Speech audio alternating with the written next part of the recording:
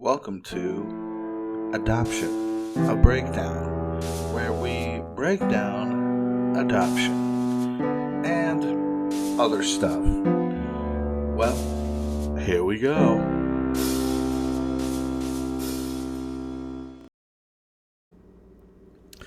Hello, everybody, and welcome to another episode of Adoption, a breakdown, where I break down adoption and other things. I have a little background going on in the background. If that's distracting, let me know. But today I wanted to do a special episode. Today I want to talk about depression and my experience with depression. Because I think for people who are adopted, sometimes it's easy to tell people things are going good, and sometimes things are going good, but sometimes things don't go well, things don't go good, and we have a hard time and we struggle, and sometimes that's a part of the journey we don't like to share, but I think I want to share part of that with you guys.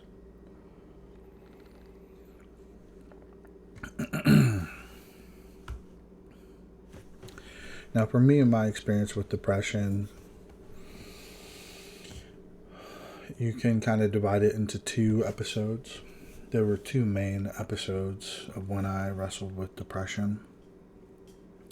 One when I was in college and one after graduate school. So let me just go over those real quick. So the first time I really wrestled with depression was in college. I had just stepped down from being an RA at the Christian college I went to, and I felt completely lost, and I felt meaningless. Life was meaningless. I didn't talk to anybody. I didn't talk to my family. I didn't talk to my friends. I didn't pray. I didn't go to class. I didn't go to chapel for the students. I didn't go out during the day. I slept during the day and I was awake at night. I had what you could call anhedonia, which is the loss of pleasure of living. I wasn't exercising. I was eating junk food all the time. I didn't get really great. I like overslept. I had a really bad mood. My emotions were really negative. My routine and my schedule was out of whack. I was just really sad all the time. Didn't have a lot of energy. I was just completely immobile, emotionally and physically. And a big part of that was because I had built up being an RA at this school to this huge thing. I was like, yeah, before I got the job, I was like, being an RA at this school is like the job. People who are RAs at this Christian school were looked up to.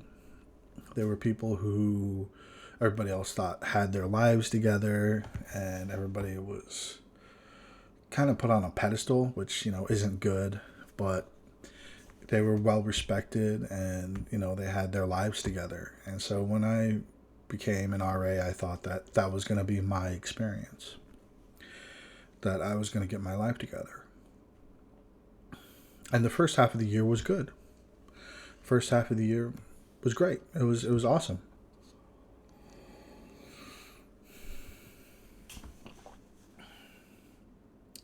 But then halfway through the year, after winter break, the house of guys I was looking after, half of them left for different reasons. Graduation, moving off campus, dropping out, a myriad of reasons, legitimate reasons. Guys were leaving the house I was in charge of, and one of them was my roommate.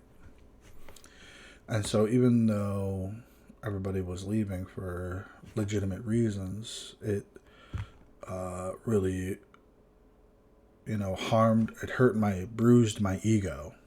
It was hard for me to come to grips with that. And so that was the tipping point that really tipped me off the scale and eventually led to me dropping out and quitting being an RA and being depressed. And I somehow survived graduation. That was like a blur.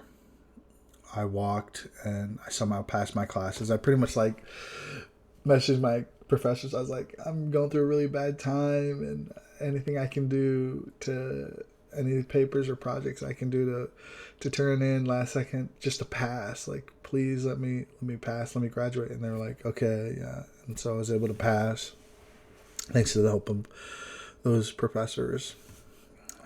And man, I remember graduation, and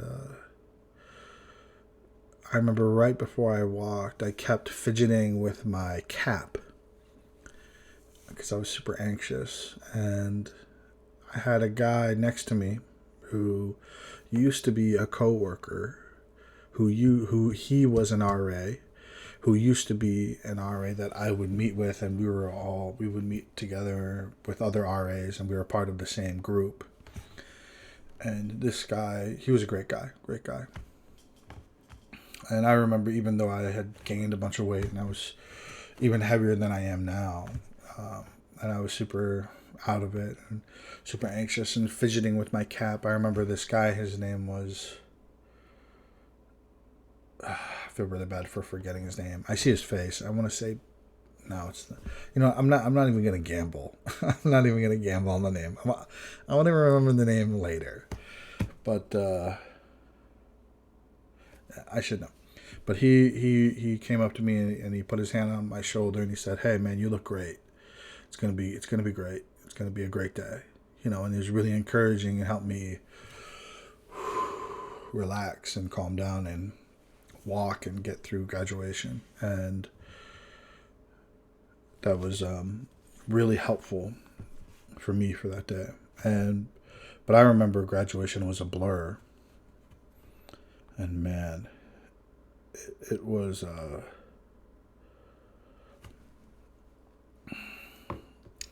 rough because I got home. I left college, came back home, and it wasn't like my depression just went away.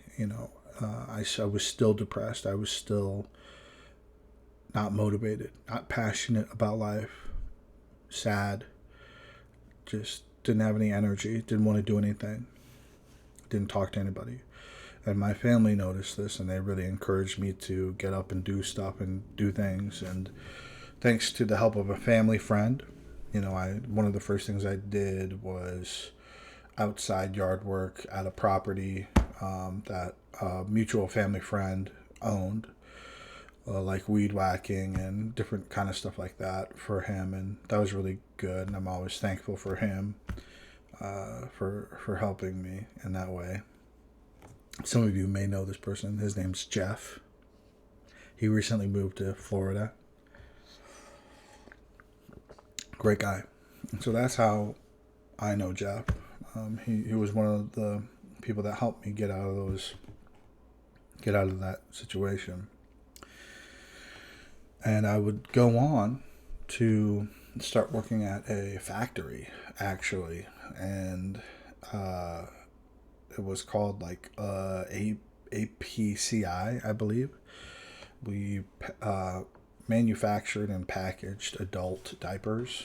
It was like Absorbent Products Incorporation or something. It's since merged with a bigger company now. And I got that job through the help of another family friend his name was Chris. So thank you, Chris. I think he actually recently retired in the last year or so.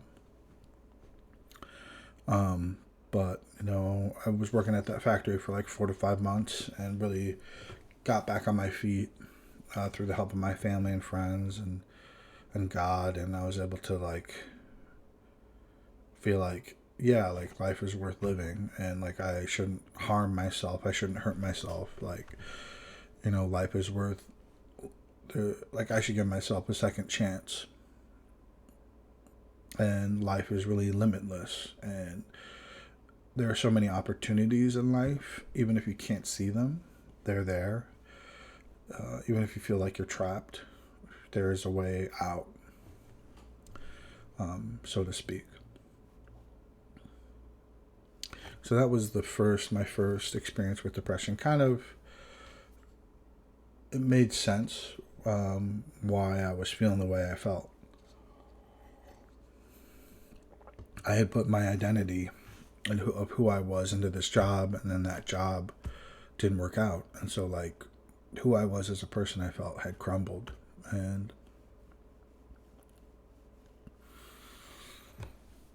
it wasn't good.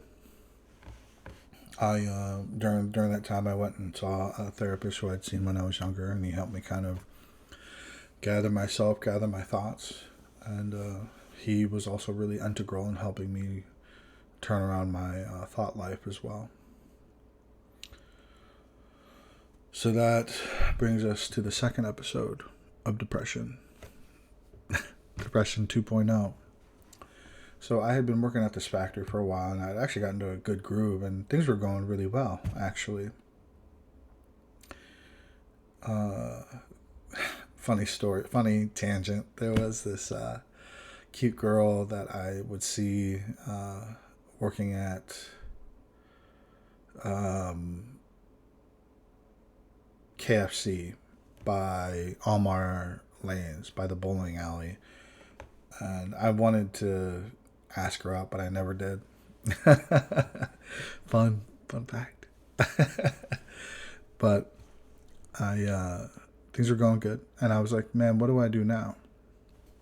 And I was thinking about it. I had a degree in counseling, funny enough, and I was like, what if I tried to go back and get a master's in counseling, went to the next level? And so I applied at the same college, the same school, to get into their master's program, because they actually really do have a really good, then and now, have a really good master's program for counseling. Just top of the line. And I applied, and I actually got accepted. And I was like, wow, like, whoa, like, yeah, like, yeah. This is going to be, my next chapter in life. And I was like, I'm going to get my master's, going to get certified as a therapist, a mental health counselor, and go from there, and everything will be great. Of course, that's not what happened. That's not what happened. So the first year of working on my master's for counseling actually was fine, because it was all classroom work. It was all classroom book, textbook, papers, tests, exams, kind of your stereotypical classroom work. And I'm not bragging, but funny enough, I got all A's in my first year of graduate school, because it was content and work that I wanted to learn about, and I was passionate about at the time. And so, I read the books, I did the papers, I wrote the papers, and I was like 100% all in, gung ho, like, this is what I'm going to do.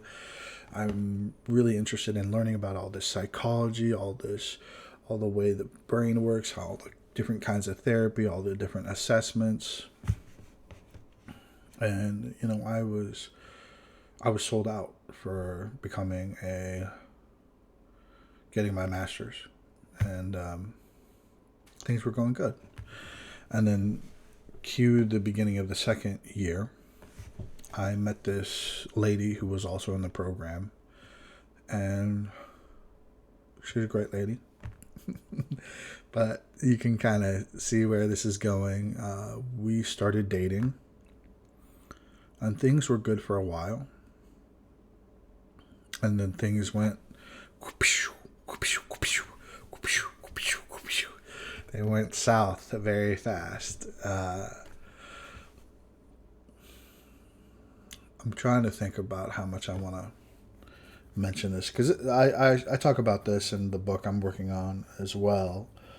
But really, really, what happened was I put this person I put this person on a pedestal in my life, and I put them above everything else when I shouldn't have. And this person, I think, was really like the idea of dating, but didn't really know all of the effort and energy and time it took. And, I didn't either. We both made mistakes. But essentially, fast forward to being a year and a half into the master's program, I I was actually having bladder problems. I couldn't even sit in class.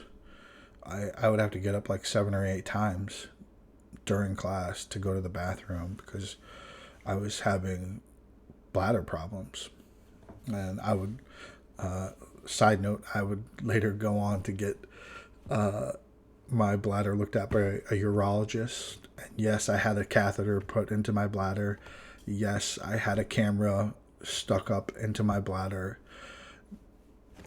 Not good. Would not recommend. 0 out of 10. But anyway, uh, that aside. So I was having a tough time sitting in class, and my grades were suffering. And I was talking to my then girlfriend, and I was like, hey, if one of us drops out, do you think we'll still stay together and try to get married? Because marriage was something that we were both valuing, and we were both virgins. And so that was something that we wanted to save for marriage, and we were trying to be really serious about. And it's something I'm still serious about. You know, and so we had put a lot of stock into our future, and so I was at this point now, like I'm thinking about dropping out. My health isn't good. My grades aren't good. Do you think we're going to stay together if one of us drops out? And she said yes. She said yes. Well, a little bit after that, a professor messaged me and encouraged me to think about taking a break from the program if things aren't going well for me. And that I pretty much took that like you should drop out. And so I dropped out. And surprise, surprise, I dropped out. And then my girlfriend dumped me.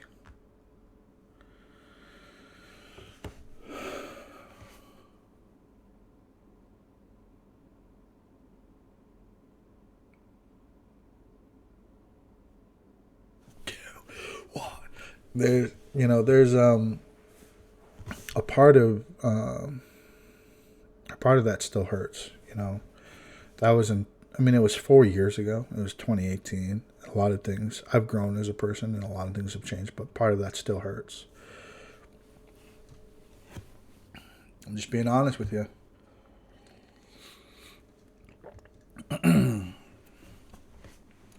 Still hurts.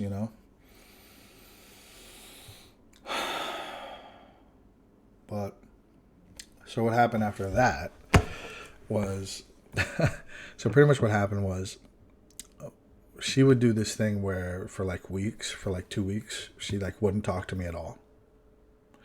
And that happened pretty early on in our relationship. And I thought, because I hadn't really been in that many serious relationships, I was like, oh, this is a normal thing. Oh, yeah. Come to find out that's not a normal thing. But anyway, so February of 2018, Valentine's Day, I send her some stuff. She gets it. She's like, oh, thank you. A month later from Valentine's Day, she's like, yeah, we should break up, that's after I dropped out. And I was like, whoa, what? And I was like, wait. Can we like take 3 months to pause this conversation? And if we still feel the same, we can break up. And then 3 months flew by. It was January, February, March, April, May of 2018. And then she broke up with me. And then for that summer, June, July, August, like I kind of went back to how I was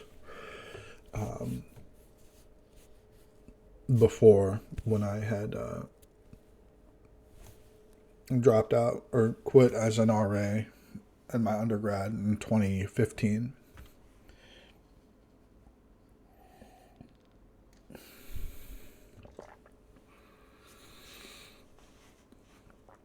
Kind of the same things. Didn't talk to anybody, didn't do anything, just played video games and ate junk food all the time. And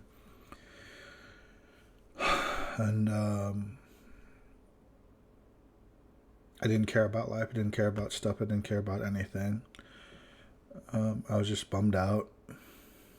At this point, I'd say that, you know, I was just like in this. I was kind of in this whirlpool of like, why is this happening to me? And I posted on my Instagram account some clues about what this video would be about, which is it's about depression, obviously. So the sadness and the other clues, but the one clue I posted about Jon Bellion and his song "All Time Low," which I can't play because this video would get copyright striked. But that song is about being at your lowest. It's kind of a graphic song, so if you're not used to graphic things, little warning. But it's just raw and real, and it talks about being at your lowest and being really sad and in the dumps. And when I heard that song, I was like, man, like, this person gets me. I'm not alone. Like, yeah, this sucks, but this song, which I would listen to and cry myself to sleep at night and listen to it while I cried myself to sleep during that summer, like, it was comforting because it was like, wow, like, I'm not alone. Here's a song that really encapsulates how I'm feeling. And even though it sucks, like, it's comforting. It's nice. And so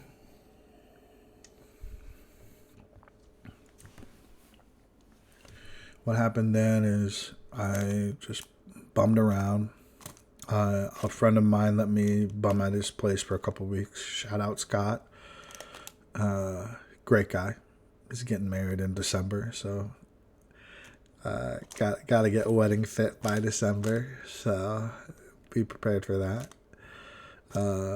He's a great guy. But I moved back in with my parents and kind of did the same thing. Kind of did the exact same thing I did 3 years earlier, which was Jeff helped me out again. But instead of going to work at a factory in the fall, I actually went to start working at the job that I'm working now, which that that in of itself I've had my own ups and downs with. It's a good job. Really like my boss. But like most jobs, there have been coworkers that have been hard to work with, and there have been decisions by people who are higher up, even above my boss, that I don't always agree with. And I would say that that's normal for most jobs. There are people that are hard to get along with, and there are decisions that are made above you that you don't agree with. But that's par for the course. Anyway, so those are my main two episodes of wrestling with depression, was in college and after I dropped out of my master's. And it sucked. But the main things, but now I want to talk about the main things that helped. And what helped me get over those things was taking small baby steps to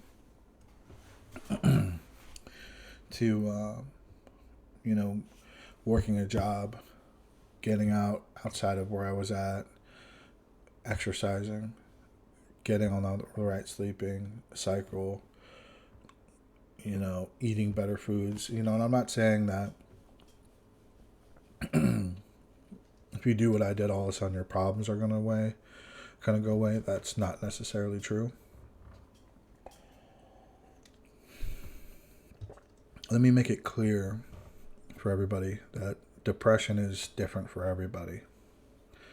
And I also went into therapy, and that was really helpful for me too. But not everybody can afford therapy. So if you can't afford therapy, I would recommend talking to somebody that you trust that's older, and just be like, hey, I was wondering if we could meet over lunch and just talk about life. And I can promise you, if that older person in your life cares about you at all, they'll jump at the chance to just sit down and talk with you about life. I promise you. Another thing is medication. I was never on medication. I think maybe it would have helped in certain times, but it's a little hard for me to speak about that because part of why I didn't want to be on medication was because I didn't want my personality to change. I know when we were learning a little bit about medication when I was in school, part of what they do is they kind of there's a small window of time when you're on a medication where they're troubleshooting the correct dosage, which happens. That's a natural part of getting on medication sometimes, is figuring out if something is too little or too much.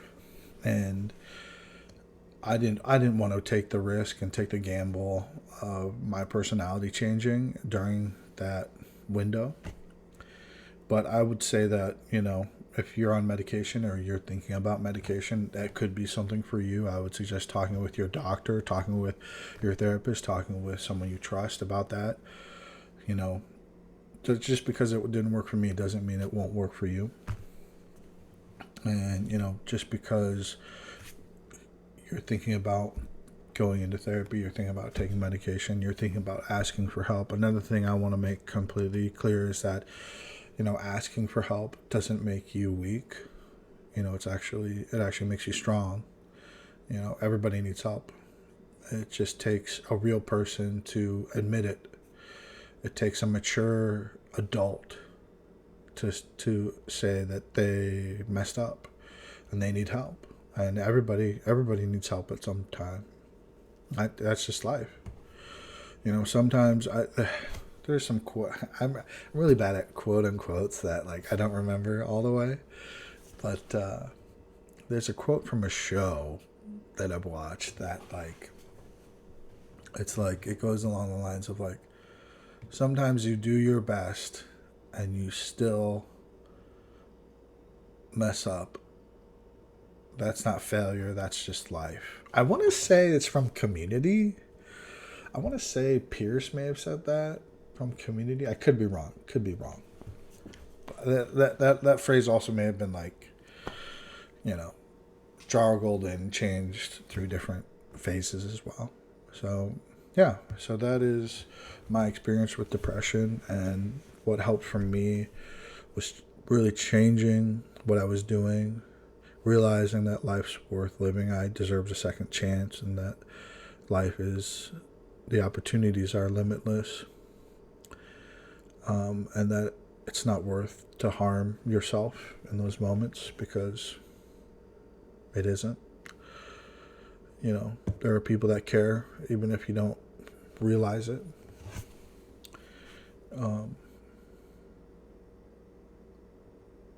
Yeah, so there you go.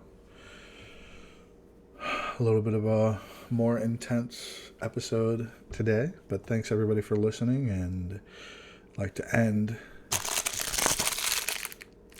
today on another fortune. I'm gonna be really bummed out if it's totally opposite of what I've been talking about.